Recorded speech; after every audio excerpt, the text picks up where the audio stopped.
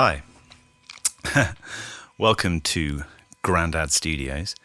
I'm Adam Kidd from Fragile Creatures. I just thought it might be nice to have a little talk about songwriting. Something I've been thinking about doing for a long time. So I thought we got a new single out, so why not try starting there? So what I was just doing was trying to stimulate something that I've known about for a long time on the guitar, which is this E major scale.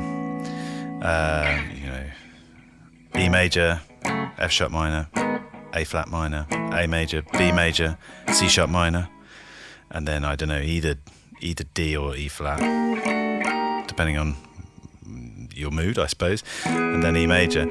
That because of the nature of the guitar with its open E on the bottom and top, you can kind of have a real spacious feeling with these chords. And from time to time, that's one of the sort of things that I will play around with on the guitar, and that's how Raised by Fools began its life. Just feeling those changes back and forth, really between a B and an A flat minor, with C sharp minor as a passing note, and taking advantage of these open B and open E strings on the top, just giving this kind of sense of somber yearning is how I interpret it. And as solo guitar as well, I realized it was because this is in the key of B, that I needed to work out how to use my thumb to give these chords a root, so I could keep that sustaining over the top, the open two strings. And this also allows me to later on bring in the melody note or just a bit of development. So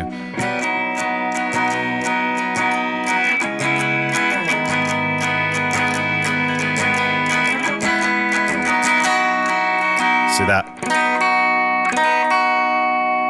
I'm bringing in an F sharp from the B chord just to give it some development, and it kind of guides what those lead melody tones that Aaron and Tom play over the top. So with that in place as a verse, then I decided to step outside of the key for this F sharp set, just major, which should be a minor.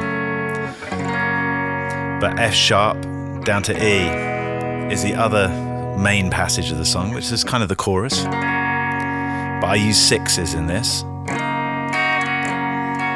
Introduce the six notes.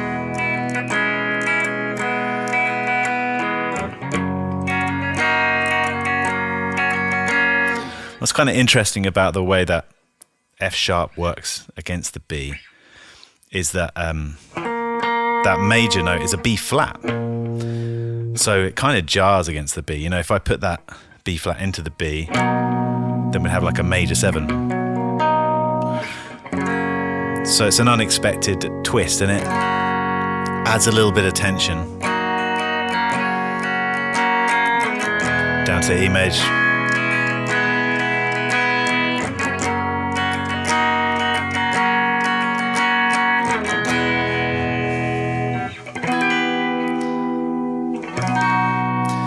So what we've got there is what's called a plagal cadence, I believe.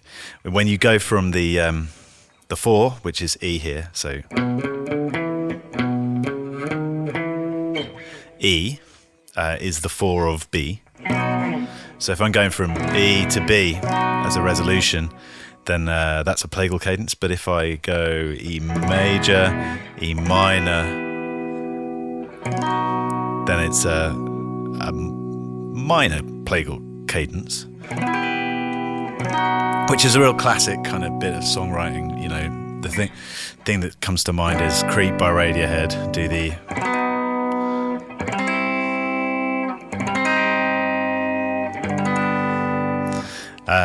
it kind of leads us really nicely back to the root, especially because we've got this major chord then the minor chord, then the root chord. We've got this chromatic line leading down. I wanted to add some extra rhythmical emphasis to that. So the song's in, well, I kind of read it as 6/4 myself. There's like 1, 2, 3, 4, 5, 6, 1, 2, 3, 4, 5, 6, 1, 2, 3, 4, 5, 6, 1, 2, 3, 4, 5, 6, 1, 2, 3, 4, 5, 6, 1, 2, 3, 4, 5, 6. And I wanted to introduce, as we have this end of the chorus,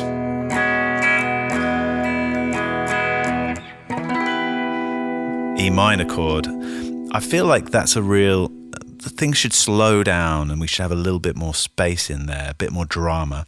It's what we might call rubato, which is where everything slows down for emphasis in classical music. I think some might be introduced to that phrase because Damon Albarn uses it in a lyric in The Narcissist. He's sensing rubato. I thought at first he was talking about rebuttal, but no, it's rubato. And I wanted to kind of force a rubato that the whole band would be able to play along with. And so rather than just letting it go into sense of free time, I thought, why don't we keep that 1, 2, 3, 4, 5, 6, but then add in another 2 beats. So it's like we kind of slip into 8/4 time. 1, 2, 3, 4, 5, 6, 7, 8. 1, 2, 3, 4, 5, 6, 7, 8. So we're doing this.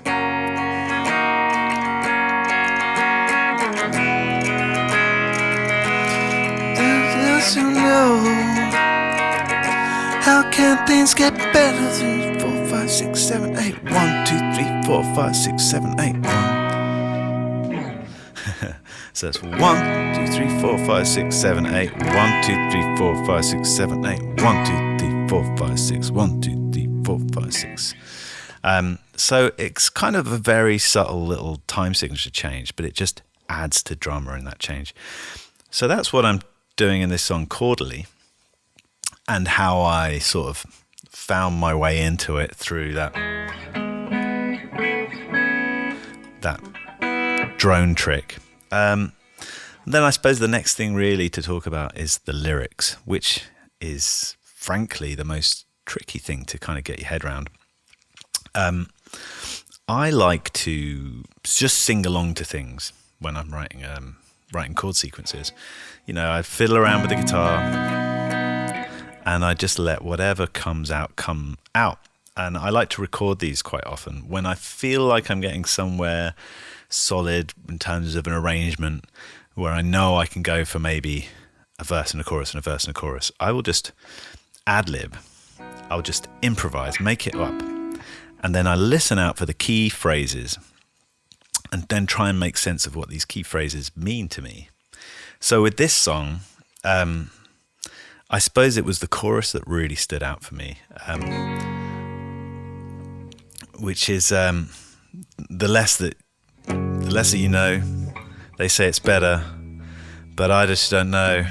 How can things get better if we don't know? Which seemed almost like a riddle. And when I unpackaged it and I thought, what am I talking about here? I realized that it kind of made sense that we're living in this age where we're bombarded with so much information, it's hard to know where the truth lies any longer. And also that people become so precious about what their version of that truth is, that we're forced into these binary oppositional positions. And as a man who likes to talk a lot about dystopic futures, this kind of inspired the direction of the track. So really the way I imagine it is, the phrase "raised by fools" I came up with as a bit of a malapropism. Normally the idiom is raised by wolves. We are imagining a child who is raised in the wild, but raised by fools is playing on the idea that we have these people in these very entrenched positions, and then they bring up the next generation, and our positions are doubly entrenched. We have become very oppositional, very argumentative. We can no longer have conversations. We just have disagreements. There's no open-mindedness, and that becomes kind of a setting that creates conflict. And if we project into the future, then it could be just a very unpleasant world to live in. So my lyrics begin by, get ready and pack your bags. I feel unsteady now because there's something off. You know, it's somebody who's being forced to move around a lot because of these conflicts, and they feel like there's something not quite right, but the information is not there. They're not being given it. And then later the bridge, which reuses these F sharp, the solo and the bridge reuse the chord choruses, but the melody changes, and Tom came up with a lovely guitar frame. He goes somewhat off-piste for it, but it brings up this idea of raised by fools. Were you raised by fools? Do you bend to their rules? And now you're confused. How can things get better? What can we do? So it's also the sense of the environmental inevitability of the way things are going at the moment. You know, we feel like there's no progress being made because people are so entrenched into this capitalist system that they're going to go and drill for more oil, even though we've made targets that say we're not going to use cars anymore. And there will people who will sort of swear blue in the face that global warming doesn't exist, while half of the Mediterranean is in forest fires. So yeah, those are the kind of themes of the song. And in terms of actually, you know, sitting down and writing the lyrics, it's not something I remember specifically doing. I just would have reviewed lots of different ad-libs, lots of different improvised takes of the song that I had on my dictaphone, and wrote down the lines that stood out to me as strong. And then I just kind of look at what I've got and tweak it if I need to. But quite often I find that if I'm allowing these thoughts and themes inspired by the lyrics that have come from pure free flow improvisation, if I allow them to float round and round my head, then the improvised lyrics that come out as I shape the song, as I figure out the arrangement, tend to be enough to write something cohesive. Because as well as a songwriter, my personal choice is not to be too prescriptive. I don't want to tell people what to think. So I will ruminate on some themes and then let them work their way into the songs. Yeah, well, I think that kind of covers it. I hope this has been, at least on some level, interesting. And like and subscribe to the channel if you enjoy this sort of content. I'll do some more.